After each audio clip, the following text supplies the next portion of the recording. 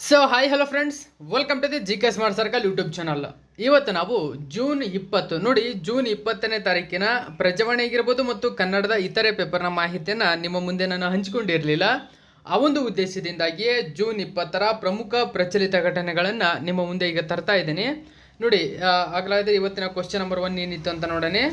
ಇತ್ತೀಚೆಗೆ ನೀತಿ ಆಯೋಗವು ಬಿಡುಗಡೆ ಮಾಡಿದ ವರದಿಯ ಪ್ರಕಾರ ಕೆಳಗಿನ ಯಾವ ರಾಜ್ಯವು 2025ರ ವೇಳೆಗೆ ನಗರ ಜನಸಂಖ್ಯೆ ಹಾಗೂ ಸೌಲಭ್ಯಗಳ ಪ್ರಮಾಣದಲ್ಲಿ 50% ಏರಿಕೆಯೊಂದಿಗೆ ದೇಶದಲ್ಲೇ 2.5 ದಶಕಗಳ ಮುಂದೆ ಇದೆ ಎಂದು ಒಂದು ವರದಿಯನ್ನು ಬಿಡುಗಡೆ ಮಾಡಿದೆ. ಸೊ ಅದಕ್ಕೆ ಸರಿಯಾದಂಥ ಉತ್ತರ ಸ್ನೇಹಿತರೆ ತೆಲಂಗಾಣ. ನೋಡಿ, ತೆಲಂಗಾಣ ರಾಜ್ಯ ಅತ್ಯುನ್ನತ ಶ್ರೇಣಿಯಲ್ಲಿ ಮುಂದೆ ಇರತಕ್ಕಂಥ ಪ್ರಮುಖ ಮಾಹಿತಿಯನ್ನು ಬಿಡುಗಡೆ ಮಾಡಿದೆ ನೀತಿ ಆಯೋಗ. ಅಂದರೆ ನೀತಿ ಆಯೋಗದ ಪ್ರಕಾರ ಏನು ಮಾಡಿದೆ, ಅದು ಹೇಳಿರ್ತಕ್ಕಂಥದ್ದು 2025ರ ವೇಳೆಗೆ ತೆಲಂಗಾಣ ರಾಜ್ಯ ಏನು ಮಾಡಿದೆ, ಸೊ ನಗರ ಜನಸಂಖ್ಯೆ 50% ಬೆಳವಣಿಗೆ ಆಗಲಿದೆ. ಅದರ ಜೊತೆಗೆ ಅದು ಮಾಡಿರ್ತಕ್ಕಂಥ ಸೌಲಭ್ಯಗಳ ಪ್ರಮಾಣ ಆಗಿರ್ಬೋದು, ಸೊ ಅದು 50% ನಮ್ಮ 2.5 ದಶಕಗಳಂದರೆ 25 ವರ್ಷಕ್ಕಿಂತ ಮುಂಚಿನ ಅಭಿವೃದ್ಧಿಯನ್ನು ಹೊಂದಿದೆ ಅಂತಕ್ಕಂಥ ಮಾಹಿತಿಯನ್ನು ಇಲ್ಲಿ ಕೇಂದ್ರ ಸರ್ಕಾರದ ನೀತಿ ಆಯೋಗ ಬಿಡುಗಡೆ ಮಾಡಿದೆ. ನೋಡಿ, ಅಭಿವೃದ್ಧಿ ಪರ್ವ KSR ಸರ್ಕಾರದ ಪ್ರಗತಿಪರ ಯೋಜನೆಗಳ ಫಲ ದೇಶದ ನಗರಗಳಲ್ಲಿ ಹೈದರಾಬಾದ್ ನಂಬರ್ 1 ಸ್ಥಾನದಲ್ಲಿದೆ. ಎಲ್ಲ ರಾಜ್ಯಗಳಿಗಿಂತ ತೆಲಂಗಾಣ 2.5 ದಶಕಗಳ ಮುಂದೆ, ಅಂದರೆ ಒಂದು ದಶಕ ಅಂದರೆ 10 ಅಲ್ವಾ, ಅಂದರೆ 25 ಎಲ್ಲ ರಾಜ್ಯಗಳಿಗೆ ಹೋಲಿಸಿಕೊಂಡ್ರೆ ತೆಲಂಗಾಣ ರಾಜ್ಯ 25 ವರ್ಷಗಳಷ್ಟು ಮುಂದೆ ಇರತಕ್ಕಂಥ ಅಭಿವೃದ್ಧಿ ಹೊಂದಿರತಕ್ಕಂಥ ರಾಜ್ಯವಾಗಿ ಹೊರಹೊಮ್ಮಿರ್ತಕ್ಕಂಥದ್ದನ್ನು ಇಲ್ಲಿ ಬಿಡುಗಡೆ ಮಾಡಲಾಗಿದೆ. ನೋಡಿ, ವಿವರಣೆಯನ್ನು ನೋಡೋಣ. 2025ರ ವೇಳೆಗೆ ತೆಲಂಗಾಣದಲ್ಲಿ ನಗರ ಜನಸಂಖ್ಯೆ ಹಾಗೂ ಸೌಲಭ್ಯಗಳ ಪ್ರಮಾಣ 50%ಕ್ಕೆ ಏರಿಕೆಯಾಗುವ ಸಾಧ್ಯತೆಗಳಿವೆ ಎಂದು ವಿಶ್ಲೇಷಿಸಲಾಗಿದೆ.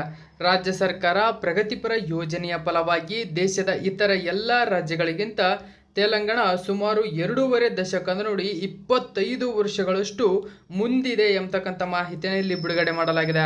ಅಂದರೆ ಅಲ್ಲಿ ಇರತಕ್ಕಂಥ ನಗರಗಳ ಜನಸಂಖ್ಯೆ, ಅದರ ಜೊತೆಗೆ ಆ ನಗರಗಳ ಅಭಿವೃದ್ಧಿಯ ಪ್ರಮಾಣ 50% ಹೆಚ್ಚಿಗೆಯಾಗಿ ಭಾರತದಲ್ಲಿರ್ತಕ್ಕಂಥ ಎಲ್ಲ ರಾಜ್ಯಗಳಿಗೆ ಹೋಲಿಸಿದರೆ ತೆಲಂಗಾಣ ಭಾರತದಲ್ಲಿ ಮುಂದುವರೆದ ರಾಜ್ಯಗಳಲ್ಲಿ 25 ವರ್ಷ ಮುಂದೆ ಇರದೆ ಎಂಬತಕ್ಕಂಥ ಮಾಹಿತಿಯನ್ನು ಇಲ್ಲಿ ಬಿಡುಗಡೆ ಮಾಡಲಾಗಿದೆ. ನೋಡಿ, ನೀತಿ ಆಯೋಗದ ವರದಿಯ ಪ್ರಕಾರ ದೇಶದ ಒಟ್ಟು ಜನಸಂಖ್ಯೆಯಲ್ಲಿ ಸರಾಸರಿ ನಗರ ಜನಸಂಖ್ಯೆಯು 31.16ರಷ್ಟಿದೆ. ನೋಡಿ, ನೆನಪಿಟ್ಕೊಳ್ಳಿ, ಇಲ್ಲಿ ನೀತಿ ಆಯೋಗ ವರದಿಯನ್ನು ಬಿಡುಗಡೆ ಮಾಡಿದೆ. ಆ ವರದಿಯಲ್ಲಿ ದೇಶದ ಒಟ್ಟು ಜನಸಂಖ್ಯೆಯಲ್ಲಿ ಸರಾಸರಿ ನಗರ ಜನಸಂಖ್ಯೆಯು 31.16ರಷ್ಟಿದ್ದರೆ ತೆಲಂಗಾಣ ಒಟ್ಟು ಜನಸಂಖ್ಯೆಯಲ್ಲಿ ನಗರ ಜನಸಂಖ್ಯೆಯು 46.8ರಷ್ಟಿದೆ. ಅಂದರೆ ತೆಲಂಗಾಣದಲ್ಲಿ ನೋಡಿ, ಅದರಲ್ಲಿ ಇರತಕ್ಕಂಥ 100% ಜನಸಂಖ್ಯೆಯಲ್ಲಿ 46.8%ರಷ್ಟು ಜನ ನಗರ ಪ್ರದೇಶದಲ್ಲೇ ವಾಸ ಮಾಡ್ತಾ ಇದ್ದಾರೆ.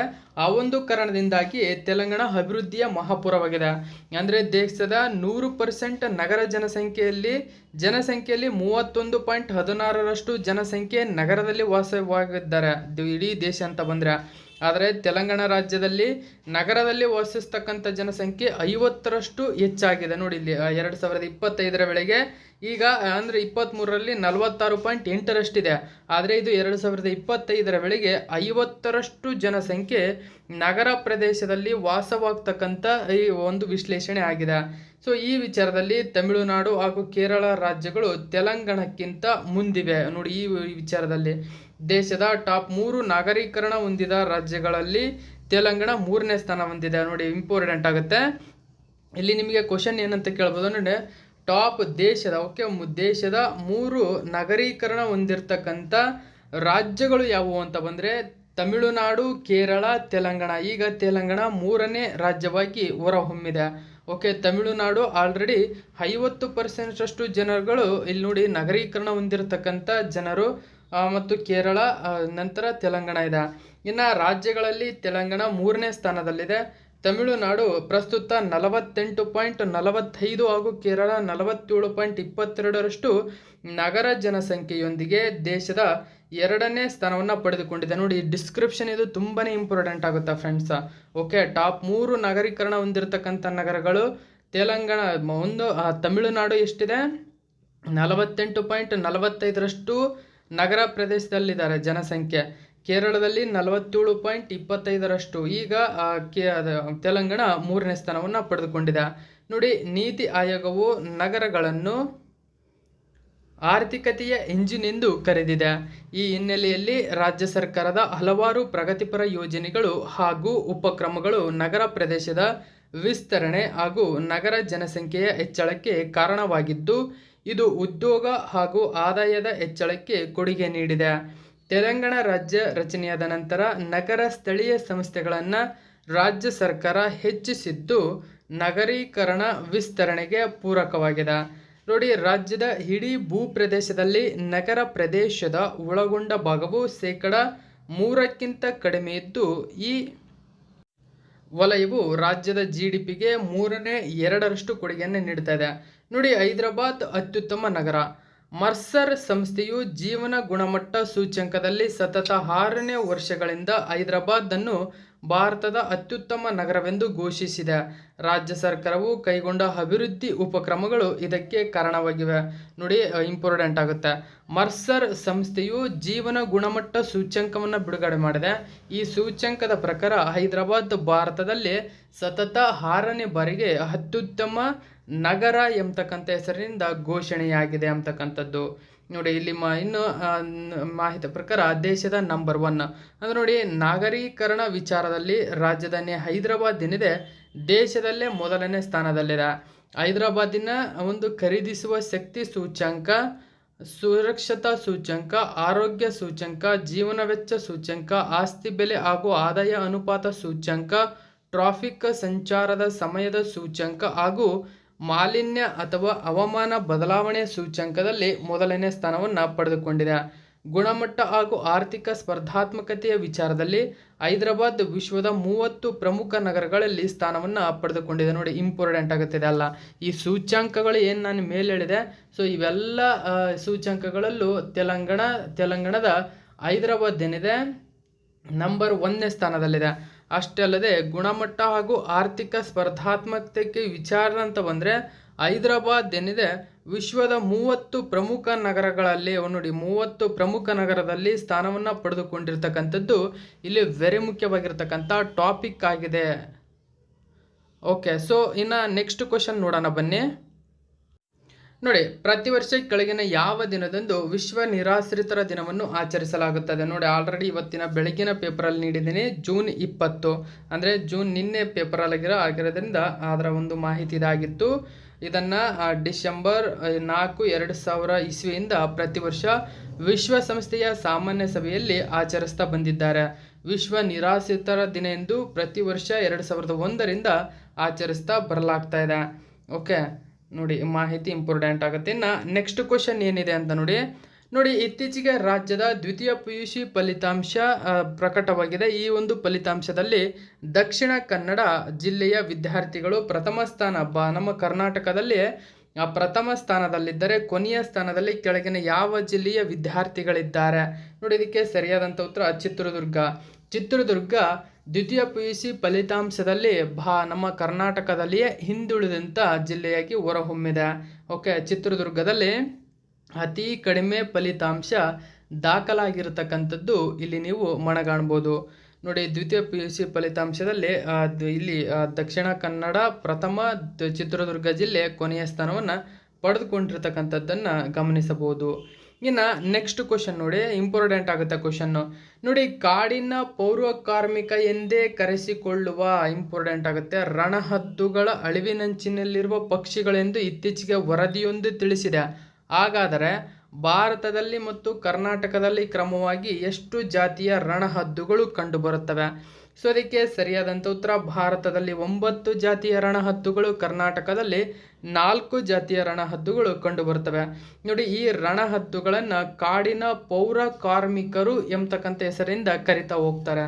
ಸೊ ಈಗ ಬಿಡುಗಡೆಯಾಗಿರ್ತಕ್ಕಂಥ ವರದಿಯೊಂದು ರಣಹದ್ದುಗಳು ಅಳಿವಿನಂಚಿನಲ್ಲಿರುವ ಪಕ್ಷಿಗಳಾಗಿ ಹೊರಹೊಮ್ಮಿದೆ ಸ್ನೇಹಿತರ.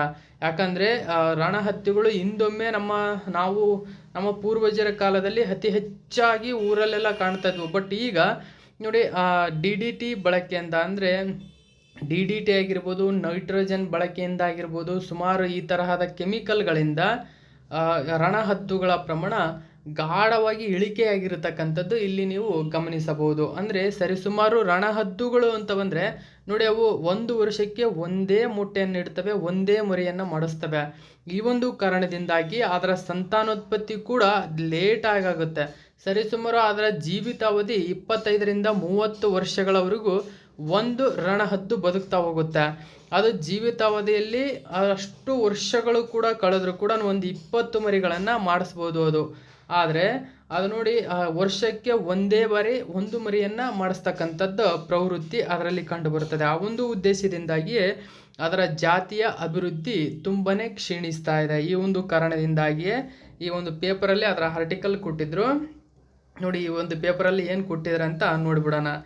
ಕಾಡಿನ ಪೌರ ಕಾರ್ಮಿಕರು ಎಂದೇ ಕರೆಸಿಕೊಳ್ಳುವ ರಣಹದ್ದುಗಳು ಕಣ್ಮರೆಯಾಗುತ್ತಿವೆ. ಪರಿಸರ ಸ್ವಚ್ಛವಾಗಿಡುತ್ತಲೇ ಮನುಷ್ಯನನ್ನು ರೋಗ ರುಜಿನಿಗಳಿಂದ ಕಾಪಾಡುತ್ತಿದ್ದ ರಣಹದ್ದುಗಳು ಅಳಿವಿನಂಚಿನಲ್ಲಿ ತಲುಪಿದೆ. ಪಶುಗಳ ಚಿಕಿತ್ಸೆಗೆ ಬಳಸುವ ಡೈಕ್ಲೋಫೆನಾಕ್ ಎಂಬ ಔಷಧಿಯೇ ರಣಹದ್ದುಗಳ ಅಕಾಲಿಕ ಮರಣಕ್ಕೆ ಕಾರಣ ಎನ್ನುವುದು ಪತ್ತೆಯಾಗಿದೆ. ಈಗ ಸೂಕ್ತ ಕ್ರಮಗಳನ್ನು ಕೈಗೊಳ್ಳದೆ ಹೋದರೆ ರಣಹದ್ದುಗಳ ಸಂತತಿ ಅಳಿಯಲಿದೆ ಅಂತಕ್ಕಂಥದ್ದು. ಅಂದರೆ ಇಲ್ಲಿ ನೋಡಿ, ಪಶುಗಳಿಗೆ ಬಳಸ್ತಕ್ಕಂಥ ಡೈಕ್ಲೋಫೆನಾಕ್ ಯಾಕೆ ಅದಕ್ಕೆ ಕಾರಣ ಆಗುತ್ತೆ ಅಂದರೆ ನೋಡಿ, ಈ ಒಂದು ರಣಹದ್ದುಗಳು ಹೆಚ್ಚಾಗಿ ಕಾಡಿನಲ್ಲಿ ವಾಸವಾಗ್ತವೆ. ಕಾಡಿನಲ್ಲಿ ವಾಸವಾಗ್ತಕ್ಕಂಥ ದನ ಕರುಗಳು ಅಲ್ಲಿ ಇವು ರಣಹದ್ದುಗಳು ಆಹಾರ ಏನಂದರೆ ಸತ್ತ ಪ್ರಾಣಿಗಳೇ ಇದಕ್ಕೆ ಆಹಾರ. ಓಕೆ, ಸತ್ತ ಪ್ರಾಣಿಗಳನ್ನು ಅವು 1 ವಾರ 2 ವಾರಗಟ್ಟಲೆ ತಿಂತ ಹೋಗ್ತವೆ. ಆ ಒಂದು ಕಾರಣದಿಂದಾಗಿ ಪಶುಗಳಿಗೆ ಚಿಕಿತ್ಸೆ ಬಳಸ್ತಕ್ಕಂಥ ಡೈಕ್ಲೋಫೆನಾಕ್ ಅಥವಾ DDT ಅಂತಕ್ಕಂಥ ಹೆಸರಿನಿಂದಲೂ ಕರಿತವೆ. ಡೈಕ್ಲೋರೋ ಡೈಫೆನಾಲ್ ಟ್ರೈಕ್ಲೋರೋ ಹಿಥೇನ್ ಅಂತ ಹೇಳ್ತೀವಿ DDT ಅಂದರೆ. ಸೊ ಈ DDT ಇಂದಾಗಿ ಕೂಡ ಮತ್ತು ಡೈಕ್ಲೋಫೆನಾಕ್ಕಿಂದ ಅಳಿವಿನಂಚಿನಲ್ಲಿರ್ತಕ್ಕಂಥ ಮಟ್ಟವನ್ನು ತಲುಪಿದೆ. ಹಾಗಾದರೆ ಇದರ ಮಾಹಿತಿಯನ್ನು ನೋಡೋದಾದರೆ ನೋಡಿ, ರಣಹದ್ದುಗಳನ್ನು ಸಾಮಾನ್ಯವಾಗಿ ನೋಡಿದ ಕ್ಷಣ ಭಯ ಉಂಟಾಗುತ್ತದೆ. ಸೊ ಈ ರೀತಿಯಾಗಿರತಕ್ಕಂಥ ಆರ್ಟಿಕಲ್ ಇಲ್ಲಿ ನೋಡಿ. ರಣಹದ್ದುಗಳು ಅತ್ಯಂತ ವಿಶೇಷ ಪಕ್ಷಿಗಳು. ಭಾರತದಲ್ಲಿ ಸರಿಸುಮಾರು 9 ಜಾತಿಯ ರಣಹದ್ದುಗಳು ಕಂಡುಬರುತ್ತವೆ. ಈ ಪೈಕಿ ನಮ್ಮ ಕರ್ನಾಟಕದಲ್ಲಿ ಇಂಪಾರ್ಟೆಂಟ್ ಆಗುತ್ತೆ ಕ್ವಶನ್ ಇದು. ನಮ್ಮ ಕರ್ನಾಟಕದಲ್ಲಿ ಕಂಡುಬರ್ತಕ್ಕಂಥ ರಣಹದ್ದುಗಳ ಕೇವಲ 4 ಜಾತಿಯ ರಣಹದ್ದುಗಳು ಕಂಡುಬರ್ತವೆ. ಇವುಗಳನ್ನು ನೀವು ಓದ್ಕೋಬೇಕಾಗುತ್ತೆ ಸ್ನೇಹಿತರೆ. ಒಂದನೇದು ಯಾವುದಂದರೆ ಓರಿಯೆಂಟಲ್ ವೈಟ್ ಬ್ಯಾಕ್ಡ್ ಅಂತ ಹೇಳ್ತೀವಿ ನೋಡಿ. ಓರಿಯೆಂಟಲ್ ವೈಟ್ ಬ್ಯಾಕ್ಡ್ ಒಂದನೇ ರಣಹದ್ದು. ಇದು ಅಂದಾಜು 6ರಿಂದ 8,000 ಸಂಖ್ಯೆ ಇರತಕ್ಕಂಥದ್ದು. ಇನ್ನು ಲಾಂಗ್ ಬಿಲ್ಡ್ ರಣಹದ್ದು, ಇದು ಸರಿಸುಮಾರು ಅಂದಾಜು ಸಂಖ್ಯೆ 30ರಿಂದ 30,500, ಅಂದರೆ 30,000ದಿಂದ 30,500 ಇರತಕ್ಕಂಥದ್ದು. ಇನ್ನು ರೆಡ್ ಹೆಡೆಡ್ ರಣಹದ್ದುಗಳು ಅಂತ ಬಂದರೆ 25,000ರಿಂದ 2,500ದಿಂದ 10,000ವರೆಗೂ. ಹಾಗೂ ಈಜಿಪ್ಟಿಯನ್ ರಣಹದ್ದುಗಳು ಅಂದಾಜು 50,000 ಎನ್ನುವ 4 ಜಾತಿಯ ರಣಹದ್ದುಗಳು ಕಂಡುಬರ್ತವೆ ನೋಡಿ. ಇಂಪಾರ್ಟೆಂಟ್ ಆಗುತ್ತೆ. ಭಾರತದಲ್ಲಿ ವಿಶೇಷವಾಗಿ 9 ಜಾತಿಯ ರಣಹದ್ದುಗಳು ಕಂಡು ಬಂದರೆ ನಮ್ಮ ಕರ್ನಾಟಕದಲ್ಲಿ oriental white backed, long billed ರಣಹದ್ದು, ರೆಡ್ ಹೆಡೆಡ್ ರಣಹದ್ದು ಹಾಗೂ ಈಜಿಪ್ಟಿಯನ್ ರಣಹದ್ದುಗಳು ಕಂಡುಬರುತ್ತವೆ. ಗುಂಪು ಗುಂಪಾಗಿ ಒಂದು ಹಾರಾಡುತ್ತಾ ಆಹಾರ ಹುಡುಕುವ ಈ ಪಕ್ಷಿಗಳನ್ನು ಕಾಡಿನ ಪೌರ ಕಾರ್ಮಿಕರು ಎಂದು ಕರೆಯಲಾಗುತ್ತದೆ. ಕಾಡನ್ನು ಮಾತ್ರವಲ್ಲ, ನಮ್ಮ ಸುತ್ತಮುತ್ತಲಿನ ಪರಿಸರವನ್ನು ಸ್ವಚ್ಛವಾಗಿಡುವಲ್ಲಿ ಈ ರಣಹದ್ದುಗಳ ಪಾತ್ರ ಬಹಳ ಮುಖ್ಯವಾಗಿದೆ. ಸತ್ತ ಕೊಳೆತ ಪ್ರಾಣಿಗಳ ಮಾಂಸವೇ ಈ ರಣಹದ್ದುಗಳ ಪ್ರಮುಖ ಆಹಾರ. ಸತ್ತ ಹಾಗೂ ಕೊಳೆತ ಮಾಂಸವನ್ನು ತಿನ್ನುವ ಮೂಲಕ ಅವುಗಳಿಂದ ಜನರಿಗೆ ಹರಡಬಹುದಾದ ಆಂಥ್ರಾಕ್ಸ್ನಂತಹ ಮುಂತಾದ ಅಪಾಯಕಾರಿ ಸಾಂಕ್ರಾಮಿಕ ರೋಗಗಳನ್ನು ಅತ್ಯಂತ ಯಶಸ್ವಿಯಾಗಿ ನಿಯಂತ್ರಿಸುತ್ತದೆ. ಹಾಗಾದರೆ ಕಾರಣವೇನು ನೋಡಿ. 25ರಿಂದ 30 ವರ್ಷಗಳ ಹಿಂದೆ ಸಾವಿರಾರು ಸಂಖ್ಯೆಯಲ್ಲಿ ಈ ರಣಹದ್ದುಗಳು ಕಾಣಿಸುತ್ತಿದ್ದವು. ಅವುಗಳಿಗೆ ಆಹಾರ ಲಭ್ಯತೆಯು ಭರ್ಜರಿಯಾಗಿಯೇ ಇತ್ತು. ಸತ್ತ ಜಾನುವಾರುಗಳನ್ನು ಹಳ್ಳಿಗಳ ಕಡೆ ಬಯಲಿನಲ್ಲಿ ಬೀಸಾಡುತ್ತಿದ್ದರು. ಈ ಹದ್ದುಗಳು ಬೇಟೆಯಾಡಿ ತಮ್ಮ ಆಹಾರ ಸಂಪಾದನೆ ಮಾಡುವುದಿಲ್ಲ. ಸತ್ತ ಪ್ರಾಣಿಗಳೇ ಇವುಗಳ ಪ್ರಮುಖ ಆಹಾರ. ಆದರೆ 1990ರ ದಶಕದಿಂದ ಈಚೆಗೆ ಅತಿ ಹೆಚ್ಚಿನ ಪ್ರಮಾಣದಲ್ಲಿ ಡೈಕ್ಲೋಫೆನಾಕ್ ಎನ್ನುವ ನೋವು ನಿವಾರಕ ಔಷಧ ಬಳಕೆ ರಣಹದ್ದುಗಳಿಗೆ ಮಾರಕವಾಯಿತು. ಸತ್ತ ಜಾನುವಾರುಗಳನ್ನು ಹಳ್ಳಿಗಳ ಕಡೆ ಬಯಲಿನಲ್ಲಿ ಬೀಸಾಡುತ್ತಿದ್ದರು. ಜಾನುವಾರುವಿನ ಕಳೆಬರ ಅಂದ್ರೇನು, ಮೃತದೇಹ ಅಂತ ಅರ್ಥ. ಅಂದರೆ ನೀವು FDA SDA ಯಾವುದೇ ಒಂದು ಎಕ್ಸಾಮ್ಗಳಿಗೆ ಓದ್ತಾ ಇದ್ದರೆ ಈ ಒಂದು ಪದದ ಅರ್ಥವನ್ನ ಕೊಡ್ತಕ್ಕಂತ ಹೋಗ್ತಾರೆ. ಇಲ್ಲಿ ನೋಡಿ, ಇಲ್ಲಿ ನೀವು ನಗರೀಕರಣ ಆಗ್ಲೇ ನಾನು ಹೇಳಿದೆ, ಅಲ್ಲಿ ನಿಮಗೆ ನಾಗರೀಕರಣ, ನಗರೀಕರಣ, ನಗರೀಕರಣ ಈ ಥರ ಎಲ್ಲ ಕ್ವಶನ್ ಕೇಳ್ತಾರೆ. ನಗರೀಕರಣ ಅಲ್ಲಿ ಸರಿಯಾಗಿರ್ತಕ್ಕಂಥ ಉತ್ತರವಾಗಿರ್ತದೆ. ಅಂದರೆ ರೀ ಮುಂದೆ ಈ ಒತ್ತು ಬರ್ತಕ್ಕಂಥದ್ದು. ಇಲ್ಲಿ ನಾಗರೀಕರಣ, ನಾ ಇಳಿ ಒತ್ತು ಬಂದ್ಬಿಟ್ರೆ ಅಲ್ಲಿ ತಪ್ಪಾಗ್ಬಿಡುತ್ತೆ. ಎಲ್ಲರೂ ನಾಗರೀಕರಣ ಅನ್ಕೊಳ್ತಾರೆ, ಅದು ನಗರೀಕರಣ ಅದು. ಸೊ ಇಲ್ಲಿ ನೋಡಿ, ಕಳೆ ಬರಹ ಅರ್ಥ ಅಂದರೆ ಮೃತದೇಹ ಎಂಬತಕ್ಕಂಥ ಅರ್ಥ ಇದು. ಕಳೆ ಬರಹ ಅಂದರೆ ಜಾನುವಾರುಗಳ ಕಳೆ ಬರಹದಲ್ಲಿ ಅಂದರೆ ಜಾನುವಾರುಗಳ ಮೃತದೇಹ ಈ ಅಪಾಯಕಾರಿ ಡೈಕ್ಲೋಫೆನಾಕ್ ಔಷಧಿಯ ಅಂಶ ಇರುತ್ತಿತ್ತು. ಇಲ್ಲಿ ನೋಡಿ, ಇಲ್ಲಿ ಹೇಳ್ತಕ್ಕಂಥ ಒಂದು ಇಂಪಾರ್ಟೆಂಟ್ ಆಗಿರ್ತಕ್ಕಂಥ ಒಂದು ಮಾಹಿತಿಗಳು ಏನು ಕಂಡು ಬಂದರೆ ನೀವು ಅವನ್ನ ಬರ್ಕೋಬೇಕು ಸ್ನೇಹಿತರೆ. ಯಾಕಂದರೆ ನೋಡಿ, ಇಲ್ಲಿ ಅಪಾಯಕಾರಿ ಅಂತಕ್ಕಂಥದ್ದು, ಅಪಾಯಕಾರಿ ಅಂತಕ್ಕಂಥ ಕ್ವಶನನ್ನು ಕೇಳ್ಬೋದು. ಇಲ್ಲಿ ಅಪಾಯಕಾರಿ ಅಂತ ಕೇಳ್ಬೋದು. ಸೊ ನೋಡಿ, ಅಪಾಯಕಾರಿ ಇಲ್ಲಿ ಈ ತರಹದ ಒಂದು ಸರಿಯಾದ ಅರ್ಥವನ್ನು ಬರೀರಿ ಅಂತ ಕೇಳ್ಬೋದು. ಆ ಒಂದು ಉದ್ದೇಶದಿಂದಾಗಿ ಇವನ್ನ ಕರೆಕ್ಟಾಗಿ ನೀವು ಪೇಪರಲ್ಲಿ ಆಲ್ಮೋಸ್ಟ್ ನಾನು ನೋಡಿರೋ ಪ್ರಕಾರ ಹೆಚ್ಚಿನ ಕ್ವಶನ್ಗಳು ಪೇಪರಲ್ಲಿ ಕೊಟ್ಟಿರ್ತಕ್ಕಂಥ ಪದಗಳಿಂದಲೇ ಬಂದಿರತಕ್ಕಂಥದ್ದು. ಓಕೆ, ಇಲ್ಲಿ ನೋಡಿ, ರಣಹದ್ದು ಅಂತ ಇದೆ, ರಣಹದ್ದು ಅಂತ ಕೇಳ್ಬೋದು, ಹದ್ದು ಅಂತ ಕೇಳ್ಬೋದು. ಇಲ್ಲಿ ಡು ಒತ್ತಲ್ಲಿ ಇಳಿ ಒತ್ತು ಕೊಡ್ಬೋದು. ಆ ಒಂದು ಏನು ಬೇಕಾದ್ರೂ ಕೇಳ್ತಕ್ಕಂಥ ಚಾನ್ಸಸ್ ಇದೆ. ಔಷಧ, ಇಲ್ಲಿ ಬೇರೆ ಕಡೆಯಿಂದ ಹೌ ಕೇಳ್ಬೋದು, ಶಾ ಕೇಳ್ಬೋದು, ಕೇಳ್ಬೋದು, ಕೇಳ್ಬೋದು. ಸೊ ಈ ರೀತಿಯಾಗಿರ್ತಕ್ಕಂಥ ಪ್ರಮುಖ ಒಂದು ಪದಗಳನ್ನು ನೀವು ನೀಟಾಗಿ ಒಂದು ಸೈಡು ಒಂದು 30-40 ಪದಗಳು, ಅಂದರೆ ಒಂದು ಪೇಪರ್ ಏನಾರು ಓದ್ತೀರಂದರೆ ಅದರಲ್ಲಿ ಇಂಪಾರ್ಟೆಂಟ್ ಆಗಿರ್ತಕ್ಕಂಥ ಪದಗಳನ್ನು ಬರ್ಕೊಳ್ಳಿ ಸ್ನೇಹಿತರ. ಅದು ನಿಮಗೆ ಕೈ ಹಿಡಿಯುತ್ತೆ ಮುಂದೊಂದು ದಿನ. ಓಕೆ ನೋಡಿ, ಅಪಾಯಕಾರಿ ಔಷಧ ಅಂದರೆ ನೋಡಿ, ಇಲ್ಲಿ ಇದೊಂದು ಔಷಧಿಯನ್ನು ನೆನ್ಪಿಟ್ಕೊಬಿಡಿ, ಡೈಕ್ಲೋಫೆನಾಕ್ ಅಂತ ಹೇಳ್ತೀವಿ. ಸೊ ಈ ಔಷಧಿಯನ್ನು ಜಾನುವಾರುಗಳಿಗೆ ನೋವು ಅಂದರೆ ಕಾಲುಬಾಯಿ ರೋಗ ಆಗಿರ್ತಕ್ಕಂಥದ್ದು ಮತ್ತು ಯಾವುದಾದ್ರೂ ಅದು ಬೇಲಿ ಆಗಿರ್ಬೋದು, ಅಡವಿಯಲ್ಲಿ ಸ್ವಲ್ಪ ನೋವು ಮಾಡ್ಕೊಂಬಂದಾಗ ಅದನ್ನು ನಿವಾರಣೆ ಮಾಡಲಿಕ್ಕಾಗಿ ಡೈಕ್ಲೋಫೆನಾಕ್ ಎಂಬತಕ್ಕಂಥ ಔಷಧಿಯನ್ನು ಬಳಸ್ತಾರೆ. ಸೊ ಇದು ಅತ್ಯಂತ ಅಪಾಯಕಾರಿ ಎಂಬತಕ್ಕಂಥದ್ದು ಇಲ್ಲಿ ಗೊತ್ತಾಗಿದೆ. ನೋಡಿ, ಈ ಮಿಶ್ರಿತ ಮಾಂಸ ತಿನ್ನುತ್ತಿದ್ದಂತೆಯೇ ರಣಹದ್ದುವಿನ ದೇಹಕ್ಕೂ ವಿಷ ಪ್ರಸಾರವಾಗಿ ಕಿಡ್ನಿ ವೈಫಲ್ಯಗೊಂಡು ನೆಕ್ ಡ್ರೂಪಿಂಗ್ನಿಂದ 1-2 ದಿನಗಳಲ್ಲಿ ರಣಹದ್ದು ಸಾಯುತ್ತಿದ್ದವು. ಜಾನುವಾರುಗಳಿಗೆ ನೋವು ನಿವಾರಕವಾಗಿ ಈ ಔಷಧಿಯನ್ನು ಅಗಾಧ ಪ್ರಮಾಣದಲ್ಲಿ ಬಳಸುತ್ತಿದ್ದುದೇ ಇವುಗಳ ಸಂತತಿಗೆ 99% ತೀವ್ರ ಪ್ರಮಾಣದಲ್ಲಿ ಕುಶಲು ಕಾರಣವಾಯಿತು. ನೋಡಿ, ಕೇವಲ 100%ರಲ್ಲಿ 99%ರಷ್ಟು ಈ ಡೈಕ್ಲೋಫೆನಾಕ್ ಔಷಧ ರಣಹದ್ದುಗಳಿಗೆ ಮಾರಕವಾಗಿದೆ. ಓಕೆ ನೋಡಿ, 2006ರಲ್ಲಿ ಡೈಕ್ಲೋಫೆನಾಕ್ ಔಷಧವನ್ನು ಜಾನುವಾರುಗಳ ಚಿಕಿತ್ಸೆಗೆ ಬಳಸುವುದನ್ನು ಭಾರತದಾದ್ಯಂತ ನಿಷೇಧಿಸಲಾಗಿದೆ. ನೋಡಿ, 2006ರಲ್ಲಿ ನಿಷೇಧಿಸಲಾಗಿದೆ. ಇದರಿಂದಾಗಿ ಸಾವಿನ ಪ್ರಮಾಣ ಕಡಿಮೆ ಆಯಿತಾದರೂ ಈ ಹಕ್ಕಿಗಳ ಮಾರಕವಾಗಿರುವ ಅಸೆಕ್ಲೋಫೆನಾಕ್, ನಿಮೆಸ್ಯುಲಿಡ್ ಮತ್ತು ಕೆಟೋಪ್ರೋಫೆನ್ ಮತ್ತು ಫ್ಲುನಿಕ್ಸಿನ್ ಎನ್ನುವ ಔಷಧಗಳು ಈಗಲೂ ವ್ಯಾಪಕ ಬಳಕೆಯಲ್ಲಿವೆ. ಇದರಿಂದಾಗಿ ರಣಹದ್ದುಗಳ ಸಂತತಿಗೆ ಅಪಾಯ ಇನ್ನೂ ಕಡಿಮೆ ಆಗಿಲ್ಲ. ಇವುಗಳ ನಡುವೆ ಭರವಸೆಯ ಬೆಳಕೊಂದು ಮೂಡಿದೆ. ರಣಹದ್ದುಗಳಿಗೆ ಯಾವುದೇ ಅಪಾಯ ಉಂಟು ಮಾಡದ ಆದರೆ ಜಾನುವಾರುಗಳಿಗೆ ನೋವು ನಿವಾರಕವಾಗಿ ಬಳಸಬಹುದಾದ ಮೆಲೋಕ್ಸಿಕ್ಯಾಮ್ಸ್ ಅಂದೆ ನೋಡಿ, ಇಂಪಾರ್ಟೆಂಟ್ ಆಗುತ್ತೆ. ಮೆಲೋಕ್ಸಿಕ್ಯಾಮ್ ಮತ್ತು ಟೊಪೆನಾಮಿಕ್ ಆ್ಯಸಿಡ್ ಎನ್ನುವ 2 ಔಷಧಿಗಳ ಮಾರುಕಟ್ಟೆಯಲ್ಲಿ ಲಭ್ಯವಿದ್ದು ಇವುಗಳ ಬಳಕೆಯನ್ನು ಹೆಚ್ಚಳ ಮಾಡಬೇಕಿದೆ. ಸದ್ಯಕ್ಕೆ ಅತಿ ಕಡಿಮೆ ಸಂಖ್ಯೆಯಲ್ಲಿರುವ ರಣಹದ್ದುಗಳು ತಮ್ಮ ಜೀವನೋಪಾಯಕ್ಕೆ ಕಾಡನ್ನೇ ಅವಲಂಬಿಸಿವೆ. ಈಗ ಗ್ರಾಮಾಂತರ ಪ್ರದೇಶಗಳಲ್ಲಿ ಸತ್ತ ಜಾನುವಾರುಗಳನ್ನು ಬೀಳ್ಸಾಡುವುದು ತೀವ್ರ ಕಡಿಮೆಯಾಗಿದೆ. ಸೊ ಹೀಗಾಗಿ ಕೂಡ ಇಲ್ಲಿ ಕೂಡ ಪ್ರಾಬ್ಲಮ್ ಆಗಿದೆ. ಇಲ್ಲಿ ನೋಡಿ, ಆ ಒಂದು ರಣಹದ್ದುಗಳ ವೈಶಿಷ್ಟ್ಯವನ್ನು ನೋಡಿ, ರಣಹದ್ದುಗಳು ವರ್ಷಕ್ಕೆ ಒಂದೇ ಮೊಟ್ಟೆಯನ್ನು ಇಡುತ್ತವೆ. 5 ವರ್ಷಗಳ ನಂತರವೂ ಪ್ರೌಢಾವಸ್ಥೆಗೆ ಬರುತ್ತವೆ. ಒಟ್ಟು ಪಕ್ಷಿಯ ಸರಾಸರಿ ಆಯಸ್ಸು 30-35 ವರ್ಷ ಬದುಕ್ತವೆ. ಸತ್ತ ಪ್ರಾಣಿಗಳನ್ನು ಮಾತ್ರ ಆಹಾರದ ರೂಪದಲ್ಲಿ ತಿನ್ನುತ್ತವೆ. ಅದರಲ್ಲೂ ಸತ್ತ ಜಾನುವಾರುಗಳಿಗೆ ಆಹಾರ ಪ್ರಧಾನ. ಆಯಸ್ಸು ಹೆಚ್ಚು, ವಿಳಂಬ ಸಂತಾನೋತ್ಪತ್ತಿ ವಿಳಂಬ ಸ್ನೇಹಿತರ. ನೋಡಿ, ಗಂಡು ಅಥವಾ ಹೆಣ್ಣು ಹಕ್ಕಿ ಸತ್ತರೆ ಮತ್ತೊಂದರ ಜೊತೆ ಸೇರಲು ಸಹ ಸುದೀರ್ಘ ಸಮಯ ತೆಗೆದುಕೊಳ್ಳುತ್ತದೆ. ನೋಡಿ, ಒಂದು ಗಂಡು ಒಂದು ಹೆಣ್ಣು ರಣಹದ್ದುಗಳು ಜೊತೆಗಿರ್ತವೆ. ಅದರಲ್ಲಿ ಯಾವುದೇ ಒಂದು ಸತ್ರು ಕೂಡ ಬೇರೊಂದು ಪಕ್ಷಿಯೊಂದಿಗೆ ಇವು ಸೇರಲು ಸುದೀರ್ಘವಾಗಿರ್ತಕ್ಕಂಥ ಅಂದರೆ ಸುಮಾರು 2 ರಿಂದ 3 ವರ್ಷಗಳವರೆಗೂ ಟೈಮ್ ತೆಗೆದುಕೊಳ್ಳುತ್ತವೆ. ಇದರಿಂದಾಗಿ ಕೂಡ ಅದರ ಸಂತಾನೋತ್ಪತ್ತಿ ವಿಳಂಬವಾಗ್ತಾ ಇದೆ. ಹಾರಾಟ ವ್ಯಾಪ್ತಿ ಸರಿಸುಮಾರು 100 ಕಿಲೋಮೀಟರ್ವರೆಗೂ ಹಾರಾಟವನ್ನು ಮಾಡ್ತವೆ ಸ್ನೇಹಿತರೆ ಇವು.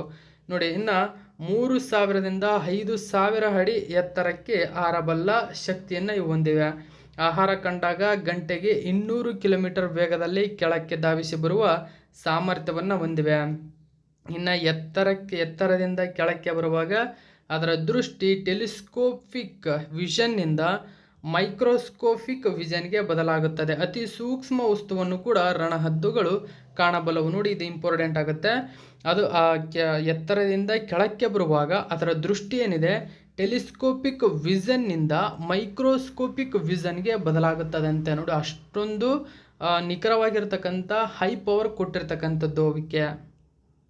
ಓಕೆ, ಇನ್ನು ನೆಕ್ಸ್ಟ್ ಕ್ವಶನ್ ನೋಡಿ, ಇತ್ತೀಚೆಗೆ ಫಿನ್ಲ್ಯಾಂಡಿನ ಕೋರ್ಟೆನ್ ಗೇಮ್ಸ್ನ ಜಾವೆಲಿನ್ ಥ್ರೋ ಸ್ಪರ್ಧೆಯಲ್ಲಿ ಭಾರತದ ಜಾವೆಲಿನ್ ಥ್ರೋ ಎಸೆಗಾರರಾಗಿರ್ತಕ್ಕಂಥ ನೀರಜ್ ಚೋಪ್ರಾ ಯಾವ ಪದಕವನ್ನು ಪಡೆದಿದ್ದಾರೆ? ಸೊ ಅದಕ್ಕೆ ಸರಿಯಾದಂಥ ಉತ್ತರ ನೋಡಿ, ಚಿನ್ನ. ನೋಡಿ, ಇವು 2022ರ 2ನೇ ಚಿನ್ನವನ್ನು ಪಡೆದುಕೊಂಡಿರ್ತಕ್ಕಂಥ ನೀರಜ್ ಚೋಪ್ರಾ ಲ್ಯಾಂಡಿನ ಕೋರ್ಟೆನ್ ಗೇಮ್ಸ್ನಲ್ಲಿ ಅಂದರೆ ಫಿನ್ಲ್ಯಾಂಡ್ನಲ್ಲಿ ನಡೆದಿರ್ತಕ್ಕಂಥ ಕೋರ್ಟೆನ್ ಗೇಮ್ಸ್ನಲ್ಲಿ ಇವರು ಚಿನ್ನದ ಸಾಧನೆಯನ್ನು ಮಾಡಿದ್ದಾರೆ. ಹಾಗಾದರೆ ನೀರಜ್ ಚೋಪ್ರಾ ಅವರು ರೀಸೆಂಟಾಗಿ ನಿಮಗೆ ಇವರ ಕುರಿತಾಗಿರ್ತಕ್ಕಂಥ 2 ಪ್ರಶಸ್ತಿಗಳ ಘಟ್ಟವನ್ನು ಹೇಳಿದ್ದೆ. ಒಂದನೇದಾಗಿ ಏನಂದರೆ ಕಾಮನ್ವೆಲ್ತ್ ಗೇಮ್ಸ್ ಕ್ರೀಡೆಗಳೇನು ನಡೀತಾ ಇದೆ, ಸೊ ಅದರಲ್ಲಿ ಅಥ್ಲೆಟಿಕ್ಸ್ ವಿಭಾಗದ ನಾಯಕತ್ವವನ್ನು ವಹಿಸ್ತಕ್ಕಂಥವ್ರು ಯಾರು? ನೀರಜ್ ಚೋಪ್ರಾ. ಇದರ ಜೊತೆಗೆ ನೋಡಿ, ಇತ್ತೀಚೆಗೆ ಫಿನ್ಲ್ಯಾಂಡಿನಲ್ಲಿ ನಡೆದಿರ್ತಕ್ಕಂಥ ಪಾವೋನೋಮಿ ಗೇಮ್ಸ್ ಅಂತಂದೇಳಿ, ಸೊ ಅದರಲ್ಲಿ 89.30 ಎತ್ತರ ಎಸೆಯುವ ಮೂಲಕ ಇಲ್ಲಿ ಅವರು ಭಾರತದಲ್ಲಿ ಒಂದು ದಾಖಲೆಯ ಮಟ್ಟವನ್ನು ಮಾಡಿದ್ದಾರೆ. ಸೊ ಇದನ್ನು ಕುರಿತು ಕೆಳಗಡೆ ಹೇಳ್ತೇನೆ ನೋಡಿ. ನೀರಜ್ ಚೋಪ್ರಾ ಚಿನ್ನ. ಒಲಿಂಪಿಯನ್ ಚಾಂಪಿಯನ್ ನೀರಜ್ ಚೋಪ್ರಾ ಅವರು ಫಿನ್ಲ್ಯಾಂಡಿನಲ್ಲಿ ನಡೆದ ಕೋರ್ಟೆನ್ ಗೇಮ್ಸ್ ಅಂತ ಹೇಳ್ತೀವಿ, ಇದರಲ್ಲಿ ಜಾವೆಲಿನ್ ಥ್ರೋ ಸ್ಪರ್ಧೆಯಲ್ಲಿ ಚಿನ್ನವನ್ನು ಗೆದ್ದಿದ್ದಾರೆ. ಶನಿವಾರ ನಡೆದ ಸ್ಪರ್ಧೆಯಲ್ಲಿ ನೀರಜ್ ಚೋಪ್ರಾ ಅವರು 86.69 ಮೀಟರ್ ಸಾಧನೆ ಮಾಡಿದರು. ಟ್ರಿನಿಡಾಡ್ನ ಕಿಶೋರ್ನ್ ವಾಲ್ಕೆಟ್ ಇಲ್ಲಿ ಬೆಳ್ಳಿ ಗೆದ್ದರು. ಹಾಲಿ ವಿಶ್ವ ಚಾಂಪಿಯನ್ ಗ್ರೆನಡಾದ ಹ್ಯಾಂಡರ್ಸನ್ ಪೀಟರ್ಸ್ ಇಲ್ಲಿ 3ನೇ ಸ್ಥಾನವನ್ನು ಪಡೆದುಕೊಂಡಿದ್ದಾರೆ. ಚೋಪ್ರಾ ಅವರ ಮೊದಲ ಪ್ರಯತ್ನ ಚಿನ್ನ ತಂದುಕೊಟ್ಟಿತ್ತು. ಅವರ 2ನೇ ಮತ್ತು 3ನೇ ಪ್ರಯತ್ನಗಳು ಫೌಲ್ ಆಗಿದ್ದವು. ನೋಡಿ, ಕೆಲ ದಿನಗಳ ಹಿಂದೆ ನಡೆದ ಪೋವೋನೂರ್ಮಿ ಗೇಮ್ಸಲ್ಲಿ ನಾನು ಹೇಳಿದೆ ನೋಡಿ, ಆಗಲೇ ಹೇಳಿದಲ್ಲ ನಾನು ನಿಮಗೆ. ಇಲ್ಲೇ ಅಂದರೆ ಇದು ಫಿನ್ಲ್ಯಾಂಡಿನಲ್ಲೇ ನಡೆದಿರ್ತಕ್ಕಂಥ ಪಾವೋನೋಮಿ ಗೇಮ್ಸ್ನಲ್ಲಿ 89.30 ಮೀಟರ್ಸ್ ಎಸೆಯುವ ಸಾಧನೆಯೊಂದಿಗೆ ಬೆಳ್ಳಿಯನ್ನು ಜಯಿಸಿದ್ದರು. ಸೊ ನೋಡಿ, ಇದು 89.30 ಸೆಂಟಿಮೀಟರ್ ಏನಿದೆ ಇದು ರಾಷ್ಟ್ರೀಯ ದಾಖಲೆಯಾಗಿದೆ. ಅಂದರೆ ತನ್ನದೇ ಆಗಿರತಕ್ಕಂಥ ದಾಖಲೆಯನ್ನು ಪುಡಿ ಮಾಡಿದ್ರು ಇವರು. ಇನ್ನು ಜೂನ್ 30ರಂದು ನಡೆಯಲಿರುವ ಸ್ಟಾಕ್ಹೋಮ್ ಡೈಮಂಡ್ ಲೀಗ್ನಲ್ಲಿ ಚೋಪ್ರಾ ಪಾಲ್ಗೊಳ್ಳಲಿದ್ದಾರೆ. ನೋಡಿ, ಇವರ ಬಗ್ಗೆ ಮುಂಬರುವ ಕಾಮನ್ವೆಲ್ತ್ ಕ್ರೀಡಾಕೂಟದಲ್ಲಿ ಸ್ಪರ್ಧಿಸಲಿರುವ ಭಾರತದ ಅಥ್ಲೆಟಿಕ್ಸ್ ತಂಡದ ನಾಯಕತ್ವವನ್ನು ಇವರು ವಹಿಸಲಿದ್ದಾರೆ. ಇನ್ನು ಭಾರತದ ಜಾವೆಲಿನ್ ಎಸೆತಗಾರ ನೀರಜ್ ಚೋಪ್ರಾ ಫಿನ್ಲ್ಯಾಂಡಿನಲ್ಲಿ ನಡೆಯುತ್ತಿರುವ ಪಾವೋನೂರ್ಮಿ ಗೇಮ್ಸ್ನಲ್ಲಿ 89.30 ಮೀಟರ್ ದೂರ ಎಸೆದು ಹೊಸ ರಾಷ್ಟ್ರೀಯ ದಾಖಲೆಯನ್ನು ಕೂಡ ನಿರ್ಮಿಸಿದ್ದರು. ಇನ್ನು ನೆಕ್ಸ್ಟ್ ನೋಡಿ, ಉತ್ಪನ್ನಗಳ ಮಾರಾಟ ಪ್ರಚಾರಕ್ಕಾಗಿ ಇಂಪಾರ್ಟೆಂಟ್ ಆಗುತ್ತೆ ಕ್ವಶನ್ ಇದು. ಉತ್ಪನ್ನಗಳ ಮಾರಾಟ ಪ್ರಚಾರಕ್ಕಾಗಿ ವ್ಯಾಪಾರಿಗಳಿಂದ ಪಡೆದುಕೊಳ್ಳುವ ನೋಡಿ, ಅಲ್ಲಿ ಸ್ವಲ್ಪ ಮಿಸ್ಟೇಕ್ ಆಗಿತ್ತು. ಇನ್ನೊಂದು ಸರಿ ಕ್ವಶನ್ನ ಓದಿಬಿಡ್ತೀನಿ, ಈಗ ಸರಿ ಮಾಡಿದ್ದೇನೆ ನೋಡಿ. ಉತ್ಪನ್ನಗಳ ಮಾರಾಟ ಪ್ರಚಾರಕ್ಕಾಗಿ ಅಂದರೆ ನೋಡಿ, ಒಂದು ಕಂಪನಿ ಒಂದು ಉತ್ಪನ್ನವನ್ನು ರೆಡಿ ಮಾಡಿದೆ ಅಂತ ತಿಳ್ಕೊಳ್ಳಿ. ಇದರ ಒಂದು ಮಾರಾಟ ಮಾಡತಕ್ಕಂಥ ಉದ್ದೇಶದಿಂದಾಗಿ ಪ್ರಚಾರಕ್ಕಾಗಿ ಬೇರೆಯವರಿಂದ ಪ್ರಚಾರ ಮಾಡಿಸ್ತಾರೆ. ಸೊ ಹೀಗೆ ವ್ಯಾಪಾರಿಗಳಿಂದ ಪ್ರಚಾರಕ್ಕಾಗಿ ಪಡೆದಂತಹ ಉಡುಗೊರೆ ಆಗಿರ್ಬೋದು, ಅಂದರೆ ಹಣ ಆಗಿರ್ಬೋದು, ಯಾವುದೇ ಉಡುಗೊರೆಗೆ 10% ತೆರಿಗೆ ಅನ್ವಯವಾಗಲಿದೆ ಎಂದು ಕೆಳಗಿನ ಯಾವ ಕೇಂದ್ರೀಯ ಸಂಸ್ಥೆ ಇತ್ತೀಚೆಗೆ ಹೇಳಿದೆ? ಅಂದರೆ ನೋಡಿ, ಇದಕ್ಕೆ ಸರಿಯಾದಂಥ ಉತ್ತರ CBDT ಅಂತ ಹೇಳ್ತೇವೆ, ಅಂದರೆ central board of direct tax. CBDT ಏನು ಮಾಡಿದೆ, ಈಗ ಯಾವುದೇ ಕಂಪನಿ ಉತ್ಪಾದನೆ ಮಾಡಿರ್ತಕ್ಕಂಥ ಪ್ರಾಡಕ್ಟನ್ನು ಅದನ್ನು ಜಾಹೀರಾತಿನ ಮೂಲಕ ಒಂದು ಏನು ಪ್ರಚಾರ ಮಾಡ್ತಾರಲ್ಲ, ಸೊ ಆ ಪ್ರಚಾರಕ್ಕಾಗಿಯೂ ಕೂಡ ಈಗ ತೆರಿಗೆಯನ್ನು ವಿಧಿಸ್ತಾ ಇದ್ಲ ಮೊದಲು. ಸೊ ಈಗ ಅದಕ್ಕೆ ಆ ಉಡುಗೊರೆಗೂ ಕೂಡ 10% ತೆರಿಗೆಯನ್ನು ವಿಧಿಸಿ ಆಜ್ಞೆಯನ್ನು ಹೊರಡಿಸಲಾಗಿದೆ. ನೋಡಿ, ಇಂಪಾರ್ಟೆಂಟ್ ಆಗುತ್ತೆ ಕ್ವಶನ್ ಇದು. ಓಕೆ, ನೋಡಿ, ಉಚಿತ ಕೊಡುಗೆಗೂ TDS ಅಂದರೆ ನೋಡಿ, ಉತ್ಪನ್ನಗಳ ಮಾರಾಟ ಪ್ರಚಾರಕ್ಕಾಗಿ ಒಂದು ಕಂಪನಿ ಉತ್ಪಾದನೆ ಮಾಡಿರ್ತಕ್ಕಂಥ ವಸ್ತುಗಳನ್ನು ಮಾರಾಟ ಮಾಡುವ ಉದ್ದೇಶದಿಂದಾಗಿ ಪ್ರಚಾರಕ್ಕಾಗಿ ಆಹ್ವಾನಿಸಿದಂತಹ ಒಂದು ಯಾರೇ ಆಗಿರ್ಬೋದು, ಸೊ ಅವರಿಗೆ ಆ ಕಂಪನಿಯ ಉದ್ಯಮಿ ವ್ಯಾಪಾರಿಗಳಿಂದ ಪಡೆಯುವ ಉಡುಗೊರೆಗಳಿಗೆ ಕಡಿತಗೊಳಿಸಲಾಗುವ 10% ತೆರಿಗೆಯ ಅಂದರೆ TDS ಸಾಮಾಜಿಕ ಮಾಧ್ಯಮದ ಪ್ರಭಾವಿಗಳು ಅಂದರೆ ಉತ್ತೇಜಕರು ಅಂತ ಹೇಳ್ತೀವಿ. ಅಂದರೆ ಈಗ ಏನು ನಿಮಗೆ ಸ್ಪಾನ್ಸರ್ ಮಾಡ್ತಾರಲ್ಲ, ಅವರು ಉತ್ತೇಜಕರಾಗಿರ್ಬೋದು ಮತ್ತು ವೈದ್ಯರಿಗೆ ಅನ್ವಯವಾಗಲಿದೆ. ಈ ಹೊಸ ನಿಯಮ ಜುಲೈ 1ರಿಂದ ಜಾರಿಗೆ ಬರಲಿದೆ ಎಂದು ಕೇಂದ್ರೀಯ ನೇರ ತೆರಿಗೆಗಳ ಮಂಡಳಿ CBDT ಹೇಳಿದೆ. ಈ ಒಂದು 2022ರ ಹಣಕಾಸು ಕಾಯ್ದೆಯಲ್ಲಿ ತೆರಿಗೆ ಮೂಲವನ್ನು ವಿಸ್ತರಿಸಲು ಮತ್ತು ಮಾರಾಟ ಪ್ರಚಾರದಿಂದ ಲಾಭ ಪಡೆಯುವವರು ಅದನ್ನು ತಮ್ಮ ತೆರಿಗೆಯ ರಿಟರ್ನ್ಸ್ನಲ್ಲಿ ಉಲ್ಲೇಖಿಸಬೇಕು ಮತ್ತು ಅವರು ತೆರಿಗೆ ಪಾವತಿಸುತ್ತಾರೆ ಎನ್ನುವುದನ್ನು ಖಚಿತಪಡಿಸಿಕೊಳ್ಳಲು ಈ ನಿಬಂಧನೆ ಪರಿಚಯಿಸಲಾಗಿದೆ ಎಂಬತಕ್ಕಂಥ ಮಾಹಿತಿಯನ್ನು ಕೂಡ ಇಲ್ಲಿ ನೀಡಲಾಗಿದೆ. ಹಾಗಾದರೆ ನೇರ ತೆರಿಗೆ ಕೇಂದ್ರೀಯ ಮಂಡಳಿ ಎಂದರೇನು ಅಂದರೆ CBDT ಅಂದರೆ, ಸೊ ಇದನ್ನು ನೋಡಿ, central board of revenue act 1963ರ ಪ್ರಕಾರ ಸ್ಥಾಪನೆ ಮಾಡಲಾಗಿದೆ ಮತ್ತು ಇದು ಒಂದು ಕೇಂದ್ರದ ಶಾಸನಬದ್ಧ ಸಂಸ್ಥೆಯಾಗಿದೆ. ಇದು ಭಾರತ ಸರ್ಕಾರದ ಅಧಿಕೃತ ಹಣಕಾಸು ಕ್ರಿಯಾ ಕಾರ್ಯಪಡೆಯ ಘಟಕವಾಗಿದೆ. ಹಣಕಾಸು ಸಚಿವಾಲಯದ ಅಡಿಯಲ್ಲಿ ಕಂದಾಯ ಇಲಾಖೆಯಿಂದ ಕಾರ್ಯನಿರ್ವಹಿಸುತ್ತದೆ. ಈ ಮಂಡಳಿಯನ್ನು central board of revenue act 1924ರ ಅಡಿಯಲ್ಲಿ ಸ್ಥಾಪಿಸಲಾಗಿದೆ. ಕೇಂದ್ರೀಯ ಮಂಡಳಿಯ ನೋಡಿ, ನೇರ ತೆರಿಗೆಯ ಕೇಂದ್ರೀಯ ಮಂಡಳಿಯ ಒಂದು ಕಾರ್ಯಗಳು ನೋಡಿ, ಕೇಂದ್ರೀಯ ಅಬಕಾರಿ ಮತ್ತು ಕಸ್ಟಮ್ಸ್ಗಳು ಎಂಬತಕ್ಕಂಥ ಎರಡು, ಅಂದರೆ ನೋಡಿ ಇಲ್ಲಿ ನೇರ ತೆರಿಗೆಯ ಕೇಂದ್ರೀಯ ಮಂಡಳಿ ಮತ್ತು ಕೇಂದ್ರೀಯ ಅಬಕಾರಿ ಮತ್ತು ಕಸ್ಟಮ್ಸ್ ಮಂಡಳಿ ಎಂಬತಕ್ಕಂಥ ಎರಡು ವಿಧಗಳನ್ನು ಅದು ಒಳಗೊಂಡಿದೆ. ನೋಡಿ, ನೇರ ತೆರಿಗೆ ಮತ್ತು ಪರೋಕ್ಷ ತೆರಿಗೆ ಎಂದರೇನು ಅಂತ ನೋಡೋದಾದರೆ ನೋಡಿ, ನೇರ ತೆರಿಗೆಗಳು ತೆರಿಗೆದಾರರಿಂದ ನೇರವಾಗಿ ಹಣವನ್ನು ಪಾವತಿಸುವ ತೆರಿಗೆಗಳಾಗಿವೆ. ಸರಕು ಮತ್ತು ಸೇವೆಗಳ ತಯಾರಿಕೆ ಅಥವಾ ಮಾರಾಟಕ್ಕೆ ಪರೋಕ್ಷ ತೆರಿಗೆಗಳನ್ನು ಅನ್ವಯಿಸಲಾಗುತ್ತದೆ. ಇವುಗಳನ್ನು ಆರಂಭದಲ್ಲಿ ಮಧ್ಯವರ್ತಿಯಿಂದ ಸರ್ಕಾರಕ್ಕೆ ಪಾವತಿಸಲಾಗುತ್ತದೆ. ನಂತರ ಅವರು ಪಾವತಿಸಿದ ತೆರಿಗೆಯ ಮೊತ್ತವನ್ನು ಸರಕು ಅಥವಾ ಸೇವೆಗಳ ಮೌಲ್ಯಕ್ಕೆ ಸೇರಿಸುತ್ತಾರೆ ಮತ್ತು ಒಟ್ಟು ಮೊತ್ತವನ್ನು ಅಂತಿಮ ಬಳಕೆದಾರರಿಗೆ ವರ್ಗಾಯಿಸುತ್ತಾರೆ. ಸೊ ಇದು ಒಂದು ಜೂನ್ 20ರ ಪ್ರಮುಖ ಪ್ರಚಲಿತ ಘಟನೆಗಳಾಗಿವೆ. ಸೊ ಇವತ್ತು ಜೂನ್ 21ರ ಮಾಹಿತಿಯನ್ನು ಇನ್ನೇನು ಅಪ್ಲೋಡ್ ಮಾಡ್ತೀನಿ. Thank you so much for watching my video friends.